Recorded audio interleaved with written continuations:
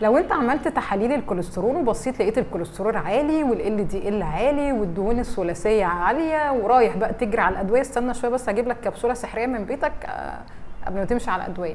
او لو انت عندك كونسبيشن امساك، او لو عندك تاريخ مرضي مثلا من سرطان، فانت اوريدي بتحاول ان انت تدور على الحاجات ان انت تحافظ بيها على نفسك. الكبسوله السحريه يا جماعه من بيتنا، حاجه كده ربنا سبحانه وتعالى خلقها اسمها البروبايوتكس. البروبايوتكس دي موجوده جوه الزبادي، الحاجات اللي بتتخمر، تمام؟ زبادي بقى، الرايب، المخلل اللي بنعمله في البيت رهيب. كل ده غذاء للبكتيريا بتاعتك. يا دكتور ايه علاقه البروبايوتكس بقى بالحاجات دي؟ ما حضرتك الدراسات بتقول ان البروبايوتكس دي بتقلل سرطان القولون بالذات وسرطان المثانه، بلس ان هي بتبقى مهمه جدا ان هي فعلا بتحل موضوع الامساك بدل ما انت تمشي على ملينات، وطبعا بتظبط البارامترز بتاعه الكوليسترول كله لان انت بتصلح جهازك الهضمي. وصلت؟ طول ما عندنا إرادة مفيش حاجة هتوقفنا في بداية جديدة مع رحاب الشناوي.